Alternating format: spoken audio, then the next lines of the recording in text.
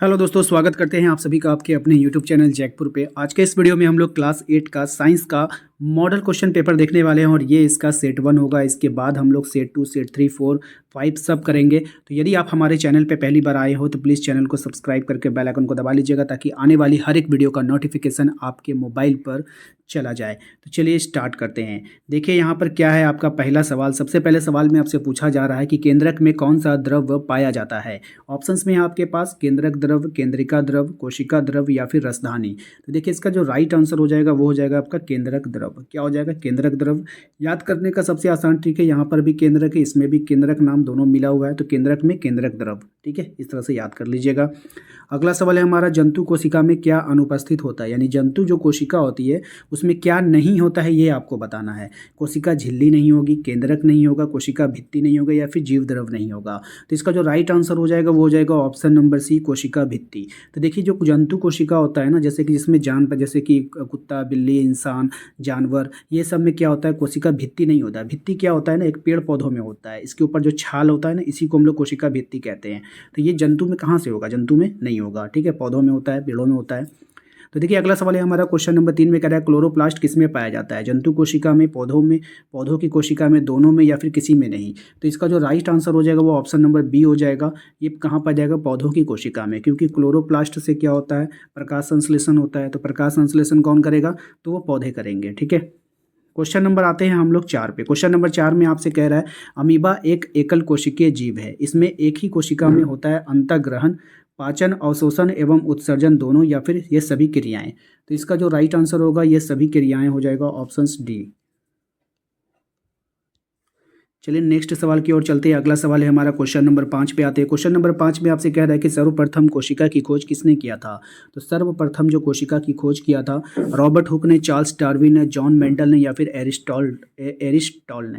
तो देखिए इसका जो राइट आंसर हो जाएगा वो हो जाएगा आपका रॉबर्ट हुक ने किया था। ठीक है, तो यहाँ पे इसको याद करने का आसान ट्रिक है। मान के चलो ना, कोशिका को कोई खोजा था हुक के द्वारा। किसके द्वारा खोजा था? हुक के द्वारा। एक हुक याद रखिएगा, हुक से आपको रॉबर्ट हुक याद आ जाएगा। ठीक है, क्वेश्चन नंबर आते हैं हम लोग 6 पे। कह रहा है कि सर्वप्रथम जीवित कोशिका की खोज किसने किया था? तो क्वेश्चन नंबर 6 में आइए, तो रॉबर्ट हुक ने, एंटोन वॉन लीवेनहॉक ने, एरिस्टॉल ने या फिर जॉन मेंडल ने। तो ये देखिए इसका जो राइट आंसर हो जाएगा एंटोन वॉन लीवेनहॉक ने। तो इसका राइट आंसर हो जाएगा ऑप्शन नंबर बी, हमारा यहाँ पे आंसर है। क्वेश्चन नंबर आते हैं 7 पे। क्वेश्चन नंबर 7 में आपसे कहा जा रहा है सजीवों के शरीर की सबसे छोटी रचनात्मक और क्रियात्मक इकाई को क्या कहते हैं? कोशिका कहेंगे, अंगतंत्र कहेंगे, ऊतक कहेंगे या फिर अंग कहेंगे। तो इसका जो राइट आंसर है वो आपका ऑप्शन नंबर ए, कोशिका कहा जाता है सजीवों की संरचनात्मक क्रियात्मक इकाई को। क्वेश्चन नंबर 8 पे आइए। क्वेश्चन नंबर 8 में कहा जा रहा है कि इनमें से एक आकार में सबसे छोटी कोशिका किसकी है? शुतुरमुर्ग के अंडे की, माइकोप्लाज्मा, अमीबा या फिर पेशीय कोशिका। इसका राइट आंसर हो जाएगा आपका ऑप्शन नंबर बी, माइकोप्लाज्मा। ठीक है, क्वेश्चन नंबर 9 पे आइए। क्वेश्चन नंबर 9 में आपसे कहा जा रहा है इनमें से कौन सी एकल कोशिकीय जीव है जो आकार में बड़ा होने के कारण नग्न आंखों से भी देखा जा सकता है? तो किसका देख सकते हैं हम लोग? तो शुतुरमुर्ग का जो अंडे की जो कोशिका है उसको हम लोग आसानी से देख सकते हैं। क्वेश्चन नंबर आते हैं 10 पे। क्वेश्चन नंबर 10 में आपसे कहा जा रहा है कोशिका के सबसे बाहर का आवरण या घेरा क्या कहलाता है? कोशिका का जो सबसे बाहरी आवरण होता है उसको हम लोग क्या कहते हैं, ये आपको बताना है। तो उसको हम लोग कोशिका झिल्ली कहते हैं। जो बाहर में क्या होता है, बाहर में कोशिका झिल्ली ही होती है। ठीक है, क्वेश्चन नंबर 11 में आते हैं। क्वेश्चन नंबर 11 में कहा जा रहा है कि कोशिका झिल्ली एवं केंद्रक के बीच के भाग के सभी कोशिकांग रहते हैं, किस में रहते हैं आपको बताना है। तो राइट आंसर हो जाएगा कोशिका द्रव्य में। किस में रहते हैं? कोशिका द्रव्य में रहते हैं। क्वेश्चन नंबर 12 पे आइए। क्वेश्चन नंबर 12 में आपसे कहा जा रहा है कि कोशिका को सर्वप्रथम कब देखा गया था? तो कोशिका को जो सर्वप्रथम देखा गया था वो देखा गया था 1665 में। ठीक है, कोशिका को कब देखा गया था? 1665 में। क्वेश्चन नंबर 13 पे आइए। क्वेश्चन नंबर 13 में आपसे कहा जा रहा है सूक्ष्म जीवों एवं कोशिकाओं को देखने के लिए उपयोगी विशेष यंत्र को क्या कहते हैं? तो इसके लिए जो उपयोगी विशेष यंत्र होता है उसको हम लोग सूक्ष्मदर्शी कहेंगे। ऑप्शन नंबर ए हमारा यहाँ पे राइट आंसर होगा। क्वेश्चन नंबर 14 पे आते हैं। क्वेश्चन नंबर 14 में आपसे कहा जा रहा है कोशिका का ऊर्जा गृह किसे कहा जाता है? तो कोशिका का जो ऊर्जा गृह होता है उसको हम लोग कहते हैं माइटोकॉन्ड्रिया को। किसको कहते हैं? माइटोकॉन्ड्रिया को। ऑप्शन नंबर ए हो जाएगा। क्वेश्चन नंबर आते हैं हम लोग 15 पे। क्वेश्चन नंबर 15 में आपसे कहा जा रहा है एक कोशिकीय जीव का उदाहरण निम्नलिखित में से कौन होगा? तो एक कोशिकीय जीव का जो उदाहरण होगा वो कौन हो जाएगा? अमीबा हो जाएगा। ऑप्शन नंबर ए हो जाएगा।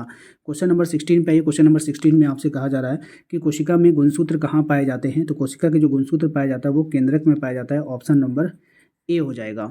क्वेश्चन नंबर 17 पे आइए। क्वेश्चन नंबर 17 में आपसे कहा जा रहा है कि समान कोशिकाओं का समूह जो एक विशिष्ट अंग का निर्माण करता है क्या कहलाता है? अंग, कोशिका, तंत्र या फिर ऊतक? तो इसका राइट आंसर हो जाएगा ऑप्शन नंबर डी, ऊतक हो जाएगा। ठीक है, इसके बाद जो नेक्स्ट सवाल होगा इसके हम लोग नेक्स्ट वीडियो में हल करेंगे। उम्मीद करते हैं कि वीडियो आप लोगों को अच्छा लगा होगा। यदि अच्छा लगा तो प्लीज़ वीडियो को लाइक कीजिएगा। चैनल पर पहली बार आएँ तो सब्सक्राइब कर लीजिए ताकि इस तरह के वीडियो का नोटिफिकेशन जो है आपके